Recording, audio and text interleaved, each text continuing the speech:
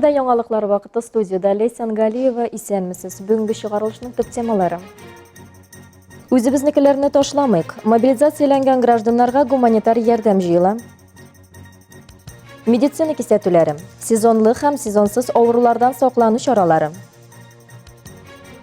Кырыгалдарлар кабат тызак кыра. Битараф булмаган әлмәтлеләр өлешчә мобилизацияләү барышында чакырылган гражданнарга Алга һәм Тимер батальоннарының хәрби хезмәткәрләренә гуманитар ярдәм җыюда катнашалар. Безнең төшерү төркеме гуманитар ярдәм җыю пунктында булып кайтты.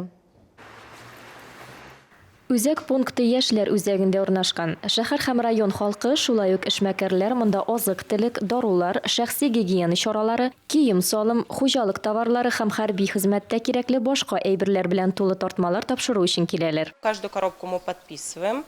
Вот у каждой коробки есть. Һәрбер тартманың тасвирламасы бар. Күпме һәм нәрсә белән тутырылганын язып куешлы. Тартмаларны тутырып бетергәч, җибәрәбез. Безнең штабта 15 кеше тирәсе эшли. Алар товарны кабул итеп аралыйлар. Принимают товар, также его сортируют. Гуманитар йөк тартмалары үзәк складка җибәрелә. Барлык тартмаларда кая, кайсы рота һәм батальонга барасы билгеләнгән. Сейчас у нас уже собрано уже немало. Скажем так, практически полноценно уже готова и вторая. Җыелган әйберләр әз түгел. Алга батальонына җибәрәселәр дә әзер дисәк була. Бүгенгесе Тимер батальонына юл тота. Барысы да командалык җибәргән исемлек буенча эшләнә. Батальона.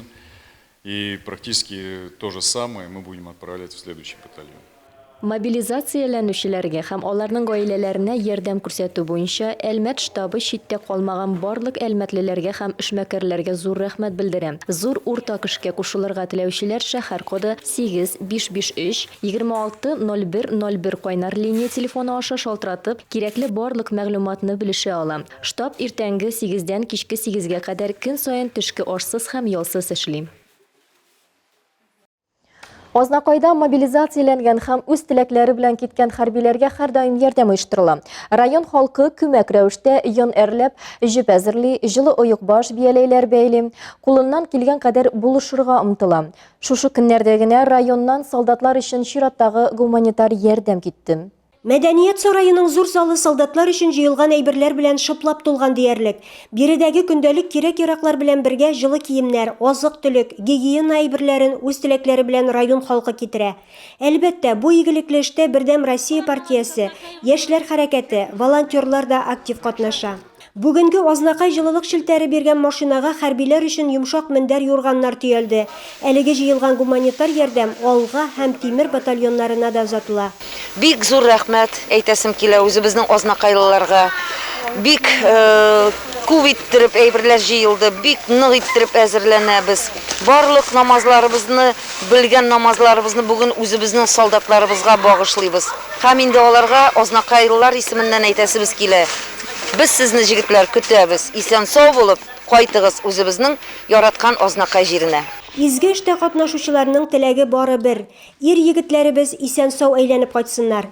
Даже вот пожеланиялар бар. Менә спасибо за службу, желаем вернуться живым и здоровым диелгән. Менә бу безнең бөтен Азнакайларның жительләрдән җыелган постельләр, юрганнар, мендәрләр, менә шушы әйберләрне алып барабыз без солдатларга.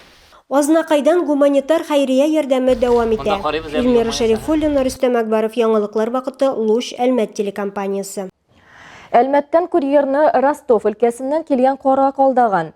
Аферист хезмәт күрсәтүне сорады. Ярдәм өчен акчалата бүләк вәгъдә итә.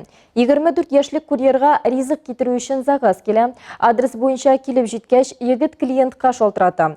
Кыз бераз тоткарлануын аңлата һәм аның 2 банк картасына акча күчерүне сорый.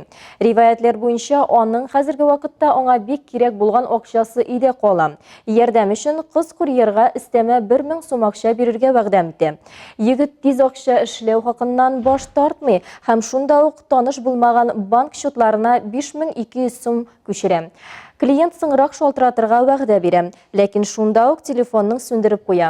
Алга таба аны алдауларын аңлап, курьер Әлмәт полиция бүлегенең кизү частенә мөрәҗәгать итә. Бу факт буенча җинаять эше кузгатылган. Салқын тию һәм грипп сезоны ерак түгел. Даруханәләргә ыгы-зыгы. Дарулар, термометрлар, кәгазь, кулияулыкларны кырылып алалар.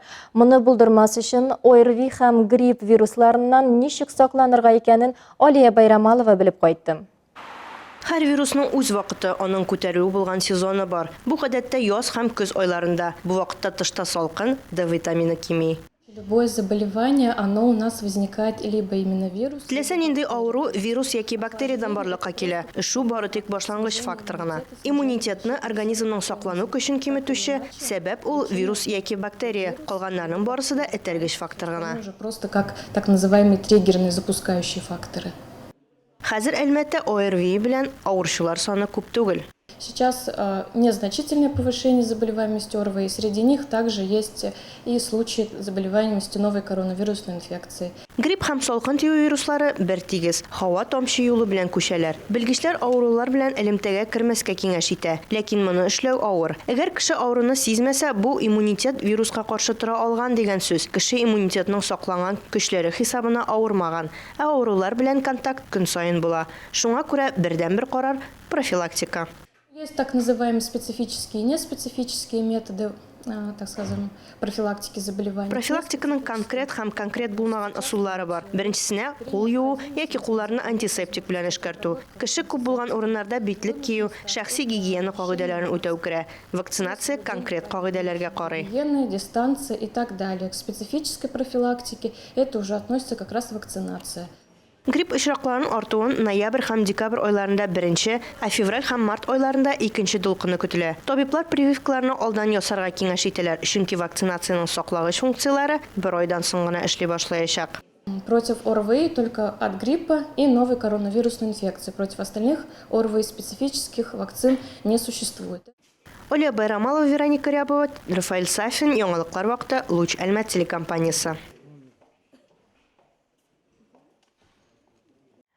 Билгеле бер сезоны булмаган авыруларда бар. Җәрәхәтләр һәм сөяк сындыру медицинада иң еш очрый торган патологияләрнең берсе. Нинди җәрәхәтләр ешрак очрый һәм аларны ничек кисәтергә икәнен травматология табибы сөйли.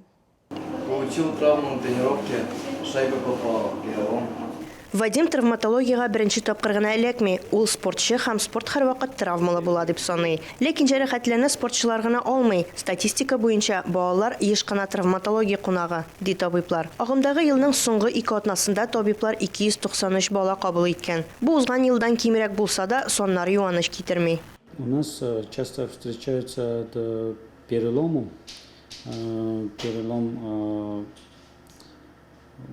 ключица у детей, часто бывает переломы лучевой кости, типичное место, особо у детей, которые на самокате травму получают.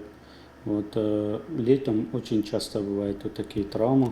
Олылар да травмпунктларның отчетына сизерлек өлеш кертә. Соңгы 2 атнада 430 кеше травматологиягә мөрәҗәгать иткән. Узган ел бусан азрак була, 350 мөрәҗәгать. Белгечләр сүзләренчә, кыш көне җәрәхәтләр күбрәк була. Температура үзгәрү, экстремаль спорт, үкчәле аяк киеме киеп, бозлавыкта җәрәхәтләнү җиңелрәк.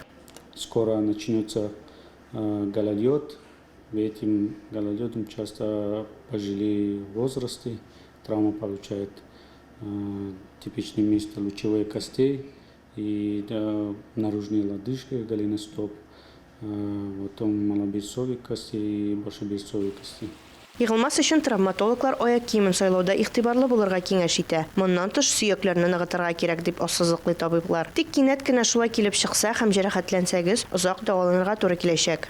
Каждый перелом по-разному, смотря какой область, смотря какой это перелом со смещением, без смещений. Һәр сыну төрлечә дәвалана. Бу нинди өлкәдә сөяк сыну белән бәйле. Әгәр дә сынган сөяк күчмәгән булса, бер ай чамасы дәваланырга туры киләчәк. Күчсә ай ярым. Бу оператив дәваланудан башка нәтиҗәләр. Әгәр дә операция ясарга туры килсә, мәсәлән, аяк сынып сөяге күчкән булса, 2 ай дәвалану көтә. Бу әлбәттә кешенең организмыннан да бәйле. Если оперативное лечение, например, со смещением наружной лодыжки, ходит 1,5 месяца, 2 месяца. Алия Байрамалова, Вероника Рябова, Рафаэль Сафин, яңалыклар вакыты, Луч Әлмәт телекомпаниясы. Бүгінгі шығарылышта міне шулар еді. Мен Лейсан Галиева һәм монтаж операторы Олия Байрамалова сіздің білін сау болашабыз. Исән сау болыңыз.